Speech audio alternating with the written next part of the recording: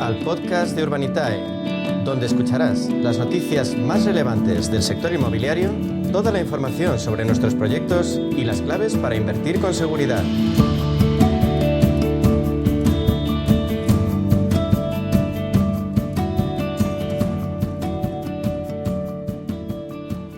Pues ya estamos aquí, comenzamos presentando la mesa. Decía que tenemos a uno de los grandes especialistas en tecnología, en innovación, en inteligencia artificial y ha llegado hasta nuestros estudios. Él es Carlos Álvarez Ramallo, más conocido como Carlos, experto en IA, en constructor además de proyectos de inteligencia artificial, además CEO de Santa Clara, de muchísimas cosas. Bienvenido. ¿Cómo estás, Carlos? Muy buenos días, Elena. ¿Qué tal todo? ¿Bien? Fenomenal, fantástico. ¿Hay algún modo de predecir la lluvia con la inteligencia artificial en este momento? Sí, pero ese no es por inteligencia artificial, es meteorología. Lleva mucho tiempo.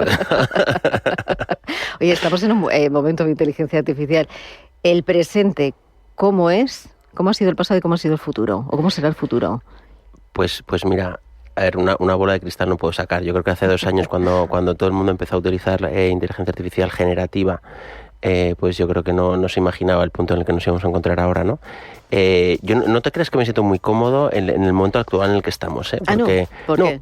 Pues porque yo creo que hace mucho tiempo empezamos a hablar de tecnología aplicada al sector inmobiliario. Me acuerdo yo de la primera jornada de digitalización que hice en Google cuando, pues nada más, a los pocos meses de entrar en 2013, y aquello no interesaba a nadie. O sea, sí, estabas allí y la gente decía, mira, yo en 2013, imaginaos, o sea, el sector inmobiliario futurista, en 2013, ¿no? Y además es que era, claro, el sector inmobiliario no era precisamente la punta de lanza de la economía española en el año 2013, y claro, las preocupaciones eran otras, ¿no? Entonces han ido pasando los años, pero es que ahora ya hemos pasado del, oye, no me interesa nada la tecnología, a todo es tecnología. Todo el mundo te da consejos, todo el mundo te dice cuáles son el prompt que tienes que utilizar para hacerte millonario en 3 días.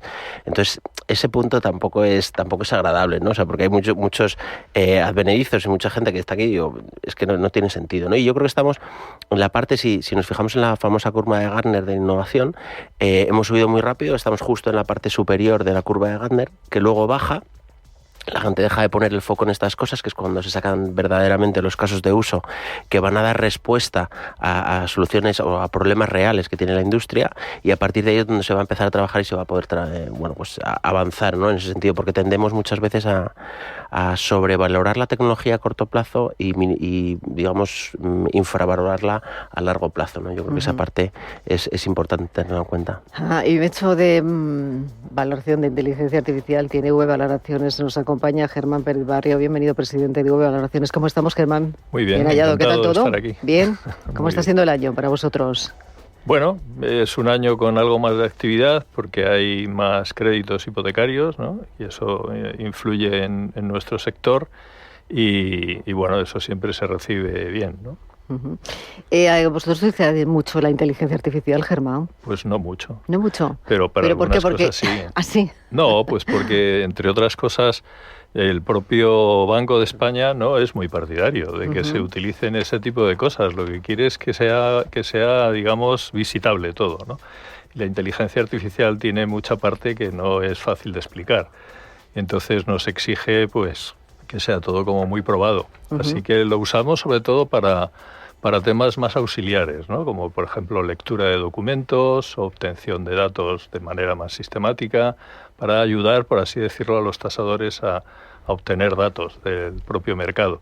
Pero la valoración en sí nos cuesta porque no quiere nuestro regulador que lo hagamos. Quiere que se vea, que sea transparente, que sea fácil de observar, ¿no? Por cualquiera. Y la propia normativa pues es en ese sentido rígida. Nos pide nuestros 6 comparables, etcétera, ¿no? Y eso no ha cambiado. ¿Qué es lo que está ocurriendo? Porque decía yo, hay un estudio que llama mucho la atención, porque hay una divergencia entre los precios de la oferta y los que se declaran. Esa divergencia se sitúa en un 44%.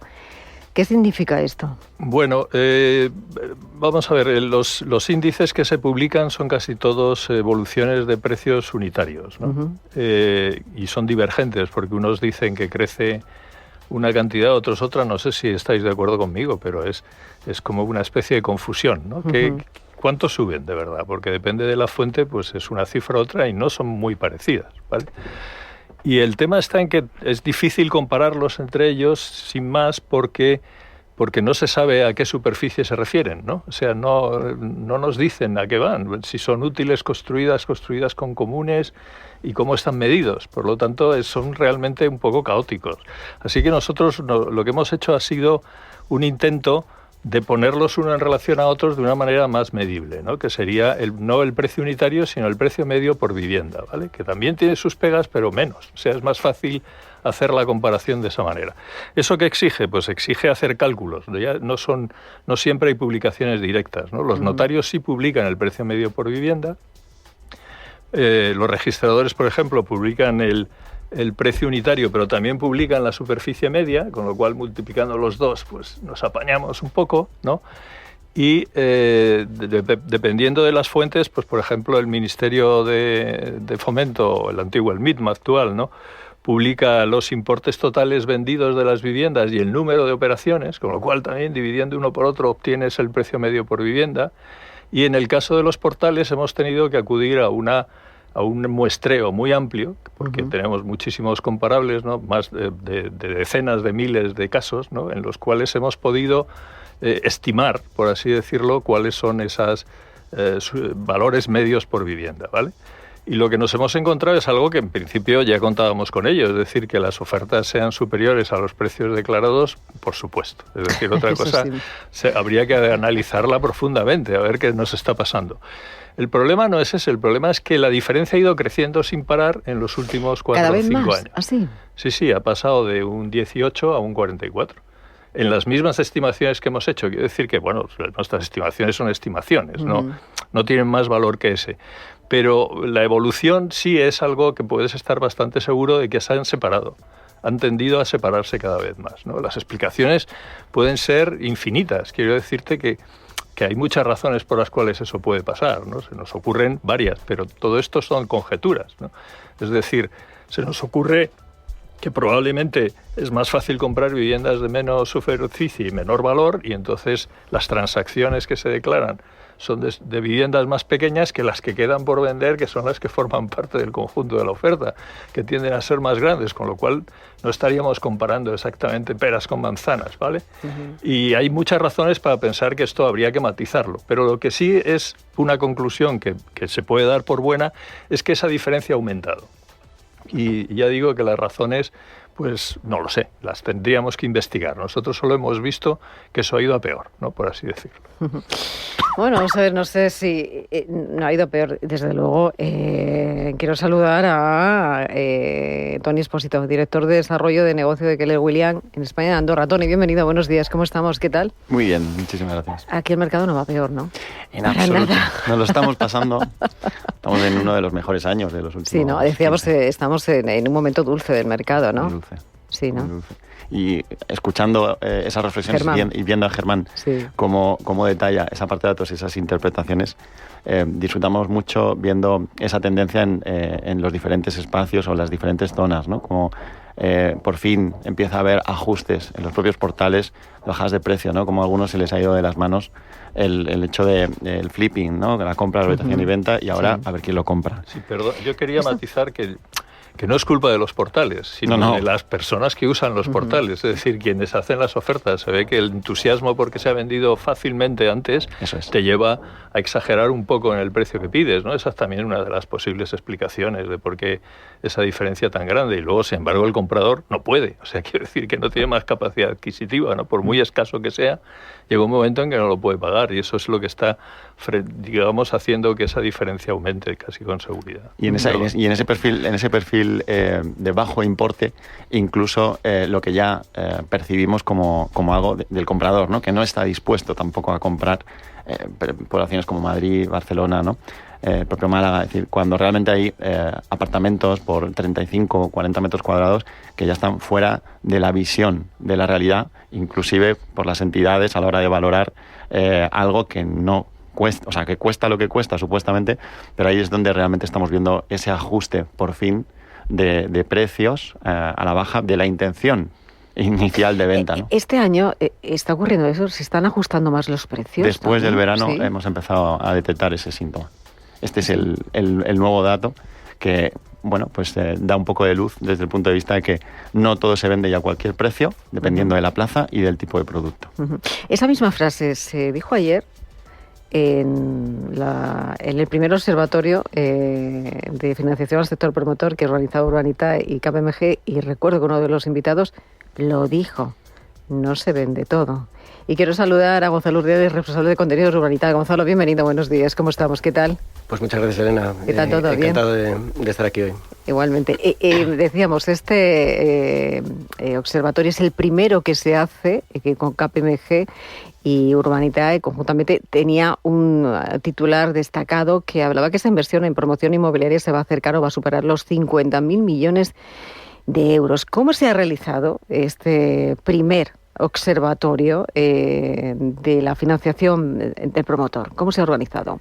Bueno, pues primeramente nosotros hemos hecho este observatorio, como explicó también Diego Bestar, nuestro CEO, ayer, porque queríamos tener una imagen precisa de cómo estaba el mapa de la financiación inmobiliaria en España. Es a lo que nos dedicamos nosotros, a financiar a promotores, y lógicamente tú tienes que tener un dato más o menos preciso, ¿no?, del mercado al que te vas a incorporar, ¿no? Entonces nace de una preocupación antigua, y finalmente este año se ha materializado este deseo de tener esa imagen precisa de quién participa en la financiación al sector promotor en España, con esta colaboración con KPMG, que nace para con vocación de permanencia, ¿no? En este caso hemos realizado el observatorio a través de entrevistas cualitativas con los players, una muestra representativa de los actores, ¿no?, más relevantes del sector: gestoras de activos, financiadores alternativos, por supuesto bancos, promotores. Hemos lanzado una encuesta a más de 500 profesionales del sector, también por la parte de promoción y de financiación en todas las categorías. Y también finalmente pues hemos hecho un modelo, ¿no?, que se nutre de datos institucionales sobre el mercado de la vivienda, transacciones, visados, financiación, etcétera, etcétera, que parte de datos desde 2005 hasta 2024. Esta ha sido un poco la metodología, y es la que nos ha permitido, como tú decías, ¿no?, estimar ese crecimiento en la inversión en promoción inmobiliaria, que es pues de casi un 43% desde 2024 a 2030. Pasaríamos de 35.000 millones aproximadamente a unos 52.000 millones en 2030.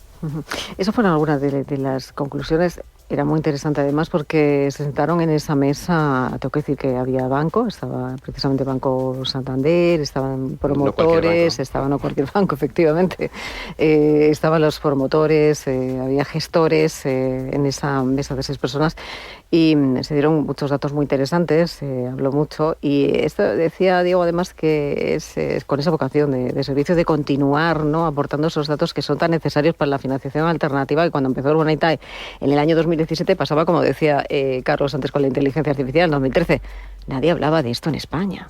¿Qué es lo que ha ocurrido en estos años? Exactamente. De hecho, cuando empezamos nosotros en Urbanitae, la financiación alternativa era, pues lo que dices, ¿no?, un elemento extraño o desconocido, que hacía casi más temer a los promotores que ver en ella una herramienta, ¿no?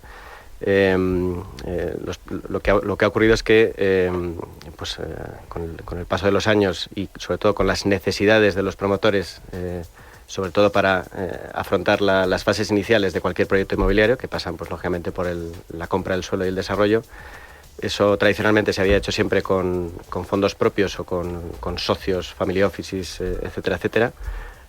Y ahora pues hemos comprobado ayer, uno de los mensajes yo creo más positivos, ¿no?, es que hay un ecosistema muy rico y que se complementa muy bien para acompañar al promotor en esas fases más iniciales del desarrollo de un proyecto inmobiliario, desde la compra del suelo al arranque, la obtención de licencias y el arranque del proyecto, y que siempre suele terminar con la entrada del banco, ¿no?, que es el que financia la mayor parte de la construcción en todos los proyectos, ¿no? Entonces, uno de los más positivos es que este ecosistema ha crecido y no es tanto una cuestión de competencia, sino de complementariedad. Y también se evidenció ayer que no hay un problema de financiación en la promoción inmobiliaria. Es decir, la capacidad de los bancos es todavía muy grande. De hecho, ayer se mencionaron también algunas cifras, ¿no?, de crecimiento de Santander y de CaixaBank, cómo están aumentando su exposición al mercado inmobiliario. No hay ninguna falta de apetito. Y por otra parte, la financiación alternativa pues no ha dejado de crecer, ¿no?, en estos años. Por lo tanto, hay capital disponible, hay apetito para invertir en promoción de vivienda. Lo que ocurre es, pues, una de las cosas que hemos mencionado, el problema de que los precios suben y no pueden subir, entendemos, indefinidamente o a ritmos disparatados, ¿no?, durante tanto tiempo. Hay un problema de solvencia de la demanda. Y el problema que ya conocemos, pues, de la fabricación del suelo, la lentitud en la tramitación, sí, etcétera, etcétera. Es un punto... Esos son los frenos más que desde luego el capital disponible. Sí, se ponían sobre la mesa algunos ejemplos. Se decía que se tardaban hasta 5 años, 6 años en tramitar un proyecto. Claro, cuando alguien pone su dinero, un inversor, y no ve a corto plazo ese resultado, genera cierta inseguridad jurídica, ¿no?, por parte del que está invirtiendo. Sí, además es un elemento, pues, que hace muy poco eficiente, ¿no?, el desarrollo de proyectos. Si el promotor tiene que tener bloqueados unos fondos propios en un suelo, ¿no?, que tiene que encargarse de desarrollar hasta que consigue hacerlo finalista, pasan 5 o 6 años. Pues es un dinero que tiene parado ahí, que no está generando prácticamente ninguna rentabilidad y que está, pues además, claro, lógicamente eso se traslada al coste final del proyecto y hace que es uno de los factores, yo creo que fundamentales, que hacen que el desarrollo de vivienda pues sea tan lento, pese a la demanda que existe y que se ve en el ritmo de comercialización de los proyectos. Pues vemos que no el nivel de construcción de vivienda nueva pues no está acompañando, ¿no?, la necesidad de demanda que hay ahora mismo. Pues así que estamos hablando. Además es que estuvimos en un lugar privilegiado de Madrid, en la Torre de Cristal, KPMG, en esa planta 50, que ver Madrid desde allá arriba es todo un espectáculo. Sí, la verdad es que el lugar era inmejorable. La verdad es que KPMG, pues claro, la sede es difícil competir con... Tiene el jardín vertical más alto de Europa. Pues sí, a que no sé si alguien de la mesa lo conoce. ¿Sí? ¿Tú lo conoces, claro, como Carlos? aparejador. Ah, claro, se conoce como aparejador. ¿Lo habéis visto alguna vez? Tú sí, Carlos. Sí, yo estaba. ¿Tú lo has visto? Nosotros no nada.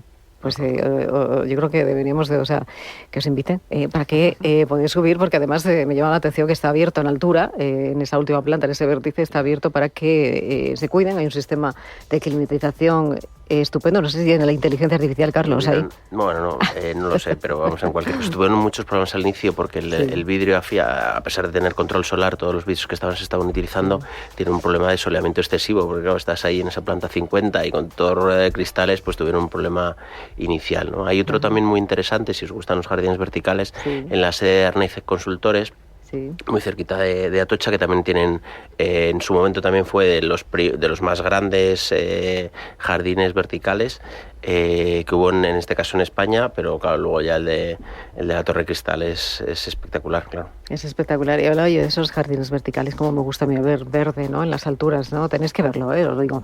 Pero claro, decía yo, desde las alturas tenemos que aterrizar. Hablamos de jardines, de sostenibilidad, y no podemos dejar de hablar de lo que ha sido ayer este encuentro, esta presentación del primer observatorio, a lo que va a ocurrir el próximo lunes en ese auditorio de Cuatro Casas. Quiero saludar a María Luisa Claveras, directora general de la Asociación para la Gestión Forestal y Edificación con Madera de AGFEM. María Luisa, bienvenida. Buenos días, ¿cómo estamos? ¿Qué tal? Buenos días, muchas gracias. Encantada de tenerte aquí. Yo también, encantada de estar aquí. Igualmente. Oye, antes de que hablemos de esa jornada, ¿qué es la madera como material para ti? Pues la madera es un volver a los orígenes, en primer lugar, porque con la madera se ha construido siempre. Entonces no deja de recordarte otras etapas de la vida y otros momentos de la historia. La madera es naturaleza, es bosque, es conexión con tu entorno. Y la madera, si nos ponemos más serios y menos poéticos, es la posibilidad de fijar a la población en el territorio, de dar alternativas, porque siempre hablamos de la importancia de la repoblación en España, pero más allá de montar business centers en los pueblos para que los jóvenes puedan teletrabajar, hay que dar soluciones en esas poblaciones para que puedan seguir viviendo allí. Y no hay nada mejor que el bosque. El bosque da muchísimas posibilidades. Es una fábrica impresionante, además de todo lo que nos da en otros sentidos. Entonces, eso es la madera. Y por otro lado, además, es captura de carbono. Es ayudarnos a batallar contra el cambio climático y a cumplir con los objetivos que nos estamos planteando como región europea y que deberían ser un planteamiento mundial. Primera parada, decíamos, 2030, primera parada sobre la que hay mucho encima de la mesa y no creo que se lleguen a los objetivos, lo hemos hablado en muchísimas ocasiones. La segunda parada es 2050, pero sí que es verdad que la asociación nace para divulgar, evangelizar sobre esos beneficios que tiene la madera como ese material sostenible tan importante para un país como España. Y en eso tenéis una labor por delante muy interesante. ¿Cómo se va a abordar? Así es. De hecho, AGFEM acaba de nacer. Sí. O sea, ha nacido ahora en agosto, al albur de los incendios forestales, pero no por los incendios forestales solo, sino que previamente, pues ya desde el 2021, la Fundación Gómez Pintado, perteneciente al grupo Ágora, pues cuando empezó a trabajar con la industrialización de la madera, pues se metió a ver toda la cadena de valor de este negocio, ¿no? Y ahí es donde pues empezaron a verse los grandes retos y las grandes oportunidades. Y uno de ellos, que tenemos un país que es el segundo en masa forestal en Europa, y sin embargo no estamos dando valor a la madera que tenemos. Dentro del mundo forestal, la madera se está utilizando para pellets, para embalajes, con muy poco valor agregado, y eso no incentiva la estructura, digamos, la estructura económica en esas zonas. Entonces, esto se vio desde este trabajo que se hacía en la Fundación Gómez Pintado, y claro, se vio que era un tema de muchos actores. Tenemos por un lado toda la parte forestal, por otro lado tenemos la parte de la industria de la madera, y por otro lado tenemos la construcción en sí y los promotores. O sea, ya son sectores multisectoriales que engloban a mucha gente, pero todavía se vio la necesidad de que hubiera interlocución, porque la construcción en madera no puede funcionar si no trabajamos la gestión forestal. Acabaremos comprando la madera a un precio de locura a Canadá o al norte de Europa, y consiguiendo lo contrario de lo que queremos, que es la reducción de emisiones.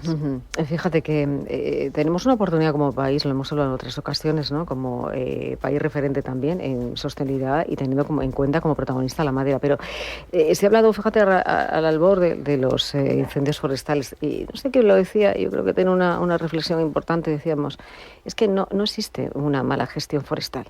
Es que ni siquiera existe. Entonces, ¿por dónde empezamos? Por ahí. Tenemos que empezar por ahí, ¿no? Claro. Concienciarnos de que algo hay que hacer. Hay que hacerlo desde ahora. Y hay que apoyar a los que ya están haciendo cosas. Y un poco las jornadas giran en torno a eso. De hecho, además de una mesa institucional donde se juntan dos ministerios que normalmente no se juntan, que es el MITECO y es el Ministerio de la Vivienda, además de eso, la primera mesa va a hablar de la gestión de los incendios y la gestión forestal de prevención, ¿no? Entonces, ¿qué hay que hacer? Ponerse a trabajar y buscar soluciones. Retos sabemos que hay muchos. Y seguro que salen en las jornadas, pero queremos enfocarnos en las soluciones y sabemos que pues hay que trabajar las alianzas público-privadas porque es un sector, el forestal, que está muy diseminado en las diferentes comunidades autónomas, por los diferentes tipos de propietarios y de asociación de propietarios. Tiene unas características muy especiales, ¿no? Y que hay que apoyar. Pero también desmitificando muchas ideas sobre que, bueno, todavía hay gente que piensa que explotar la madera del bosque es destruir los bosques, y es todo lo contrario. O sea, hay que hacer una buena gestión de los bosques y para ello también hay que dar salida a los que los gestionan para poder mantenerlos y que sean rentables esos bosques. Uh-huh. Así que, y además de eso, pues eso, sensibilizar también al propio sector de la construcción, que todavía ve la madera así como no la ve del todo claro, ¿no? Pues las típicas cosas que se hablan de que si construir en madera pues es peligroso para los incendios o para las humedades. Bueno, todas estas cosas, todos estos mitos, hay que luchar con ellos. Y AGFEM, una de las labores que tiene es sensibilizar a todos los sectores, tanto sobre la gestión forestal como la construcción en madera. Uh-huh. Ese programa, un programa muy especial para esta primera jornada, abrirá sus puertas a partir de las 9:30 aproximadamente. Hay una mesa redonda institucional, como bien decías, otra mesa que va a centrarse precisamente en los incendios, lo que ha ocurrido, las lecciones aprendidas para la gestión forestal activa, que es lo que hemos aprendido y lo que no debemos olvidar. Hay otra mesa también de gestión forestal integrada sostenible, el monte y el territorio, y también hay la tercera, siguiendo, ¿no?, ese ciclo de vida casi de la madera, cómo construir en madera, el motor de la gestión forestal en España.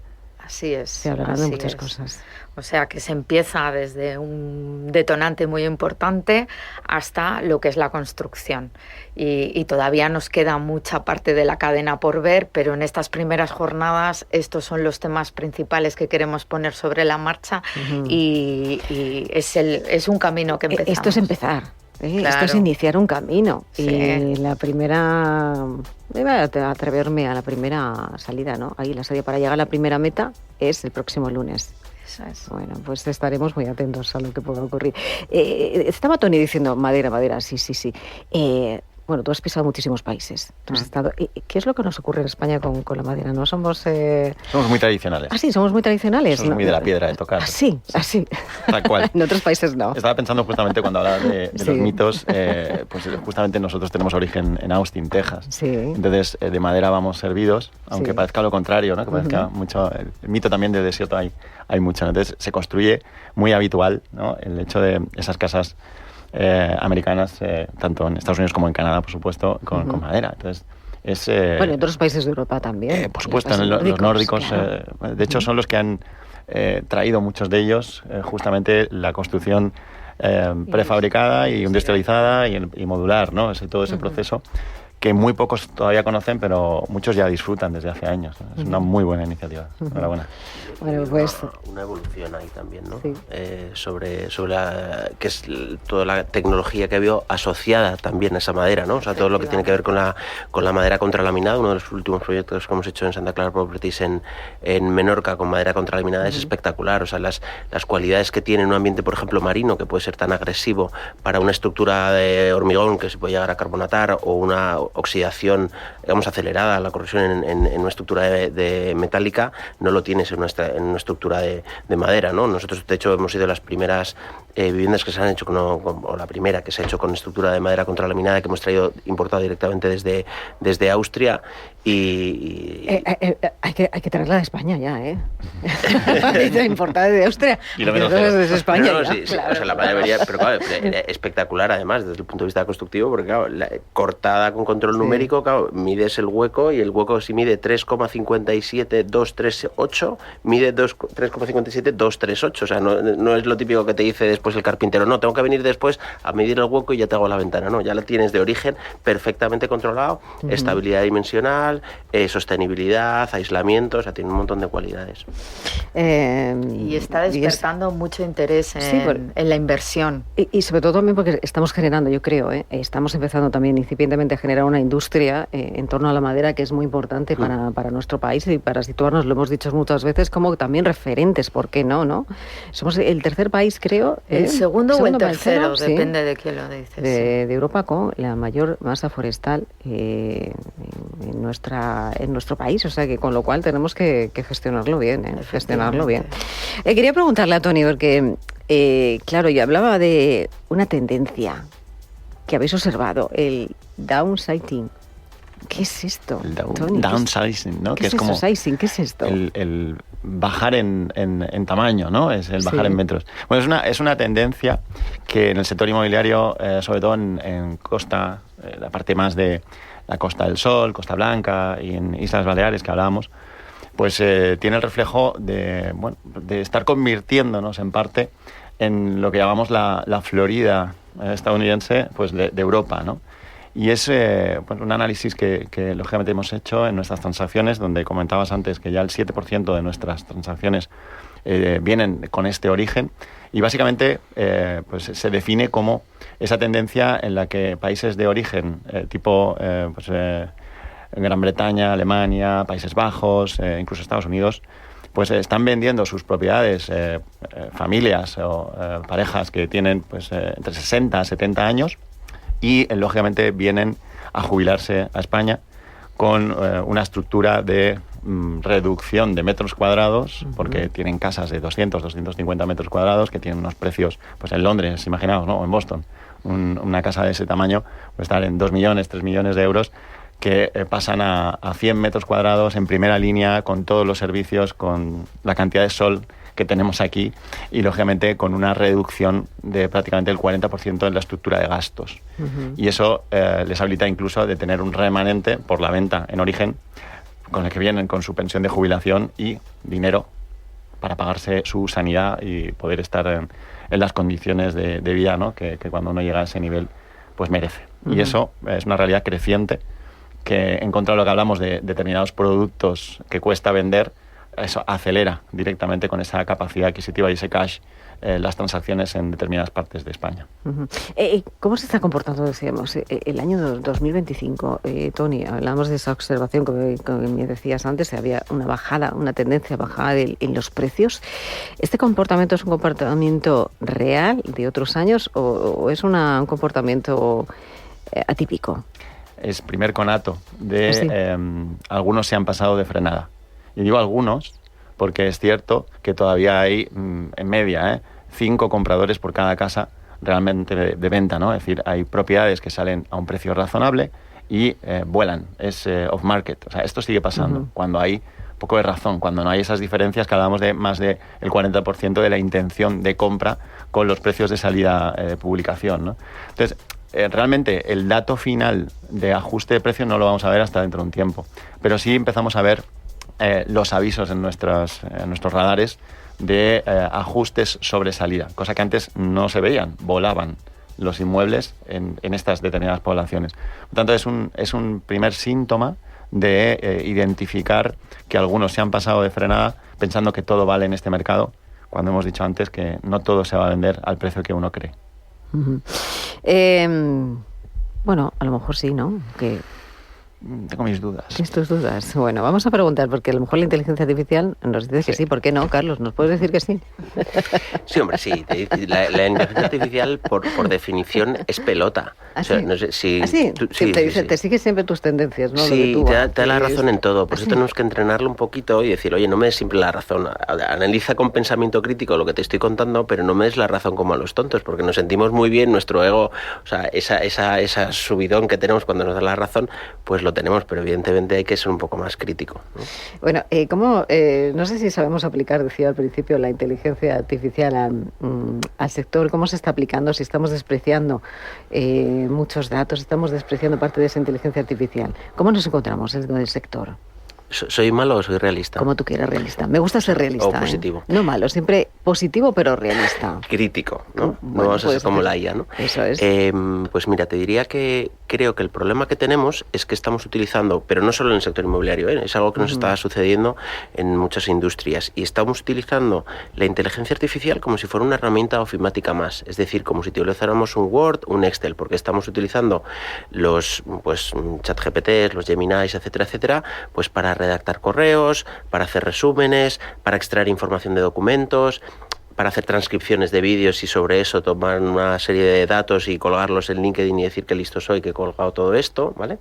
Pero eso no es realmente el uso, o ese es un porcentaje ínfimo de la potencia que tiene la inteligencia artificial, ¿no? Pero claro, ¿qué ocurre? Que para poder aprovechar y desbloquear todo ese potencial, lo que tendríamos que hacer es parar, pensar, cosa que no estamos muy acostumbrados muchas veces a hacer, parar, pensar y cómo redefinir esos procesos y esos procedimientos que tenemos dentro de cada una de las compañías y de las propias industrias para poder utilizar la inteligencia artificial en todo su potencial, ¿no? Con lo cual ese es un ejercicio que tenemos que hacer, porque si no al final se acabará utilizando pues eso, la inteligencia artificial como un asistente que tenemos aquí y no desbloquearemos toda esa potencialidad que tiene, ¿no? ¿Dónde está la frontera entre esa inteligencia o tecnología, como decíamos, útil y ese humo tecnológico? ¿Se está vendiendo demasiado humo tecnológico en este momento?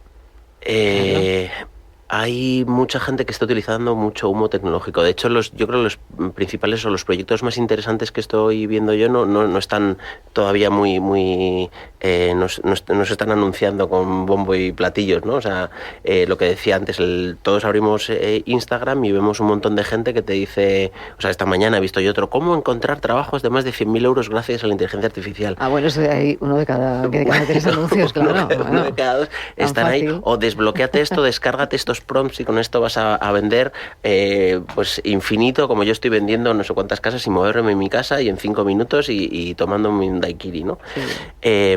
Pero claro, ese es el problema que hay, o sea, que sea todo ese, lo que decía antes, ¿no? Al calor de toda esta difusión y de todo esto, digamos, boom que hay en torno a la inteligencia artificial, es lo que trae. Hay muchos, hay que saber separar el grano de la paja y sobre todo pues ser serios, consistentes, y hay algo que es fundamental, o sea, no vamos a llegar por la mañana a la oficina, le vamos a dar un botón y se nos resuelve todo y nos vamos a tomar un café tranquilamente. Tenemos que identificar de todos esos problemas que podemos tener, identificar en nuestra cadena de valor cuáles son esos puntos o esas fracciones que generan realmente un punto de dolor, y a partir de ahí analizar cuánto me costaría resolverlo, qué voy a obtener, o sea, cuál es el retorno, el ROI que voy a obtener de resolver ese problema y qué coste de desarrollo va a tener, ¿no? Con lo cual, analizando esos 3 factores, lo que vamos a conseguir es ir trabajando e ir mejorando exponencialmente toda nuestra cadena de valor. Eso unido al tirar todo abajo y pensarlo desde un punto de vista más de inteligencia artificial y no desde un punto de vista de mejorar los procesos un poco a poco, ¿no? Que eso hablaremos como desde el punto de vista del moonshot thinking, ¿no? Con lo cual eso es una parte muy importante, porque si no pues nos quedaremos en avanzar en poquitas cosas, ¿no? Te quería preguntar, porque ¿en qué papel juega ese factor emocional? Porque tú eres socio fundador de un interesante proyecto, según leí aquí, de inteligencia artificial emocional llamada eBooks. eBoost, sí. eBooks. ¿Qué significa esto? ¿Dónde se queda esa transformación, ese factor emocional dentro de la inteligencia artificial? ¿Existe? Pues absolutamente, lo estábamos además hablando antes, justo antes de entrar, cuando nos has visto que estábamos aquí en animada conversación. Sí. Claro, nosotros creemos que todas las decisiones que tomamos, incluso los que somos más racionales, tenemos una mentalidad sobreestructurada, ingenieril, y que nos permite tomar decisiones perfectamente fundamentadas. Bueno, pues hay un estudio de Gallup que dice que el 70% de las decisiones que tomamos son emocionales, pero es que Stanford hay un informe que tiene que se llama Feelings First, que se llama How Emotion Shapes Our Communication, que te dice que hasta el 90% de las decisiones que tomamos son emocionales. Es decir, que nosotros creemos que estamos revistiendo todo con datos racionales y estamos diciendo que no, yo soy súper racional, pero en realidad el 90% de esa decisión es emocional, ¿vale? Y es que además de eso hay otro dato que nos dice que un alto porcentaje, por encima del 80% de las decisiones que tomamos son predecibles. Con lo cual, si nosotros tenemos un dispositivo como este, que tenemos nosotros, un teléfono, que tenemos todos, que nos acompaña permanentemente, que sabe todo de nosotros, cuándo nos conectamos, dónde nos conectamos, desde qué lugares, cuántas veces miramos el móvil, para qué, o sea, qué escribimos a la gente. O sea, sabe esto, sabe mucho más de nosotros que nosotros mismos, ¿no? Yo hay un ejercicio que invito a todo el mundo a hacer, sobre todo en la cena de Navidad, que es muy divertido, y es cuando estemos todos en familia, las 20 personas comiendo, cenando, cogemos el teléfono, lo desbloqueamos y abrimos WhatsApp o fotos o lo que queramos, ¿no? Y se lo pasamos a la persona que tengamos a la derecha, ¿vale? Fijaos, cuando digáis esto, fijaos en las caras de la gente. Yo esto lo hago muchas veces, pues cuanta más gente hay, mejor. Porque ves la cara de la gente, hay almas cándidas que cogen el teléfono y se lo dan sin pensarlo al que tiene al lado, pero la mayor parte de la gente dice... Ni de broma, o sea, yo no le voy a pasar a nadie mi teléfono. ¿Por qué? Porque guarda todos, absolutamente todos nuestros secretos. Entonces, esto bien utilizado, con esa data bien utilizada, lo que nos va a permitir es saber cómo somos de predecibles. O sea, qué es lo que vamos a hacer en cada momento. Si analizamos toda esa data, vamos a poder saber qué es lo que hacemos y, aparte, luego esa emocionalidad. La parte emocional es súper importante. A nosotros no nos da igual que nos hablen desde un punto de vista racional o emocional si nosotros somos de una forma o de otra.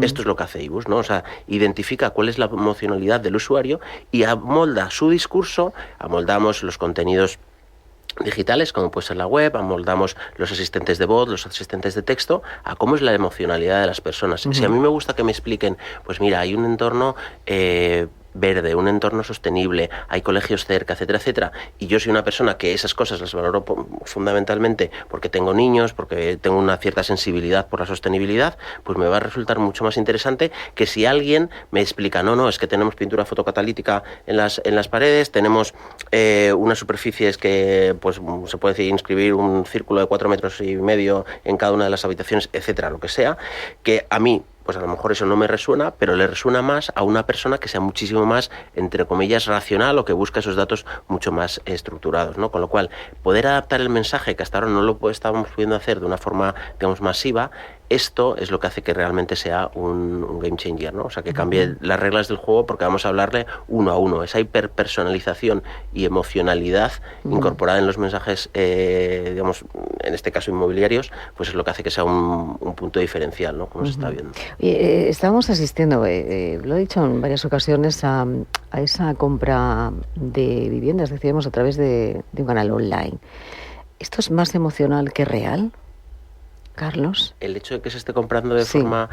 Pues... Porque cuando tú ves una vivienda, estás hablando de los anuncios, tú quieres ver una vivienda, un 360 de esa vivienda, y emocionalmente te convence, tú compras más por la emoción que por lo que es la realidad.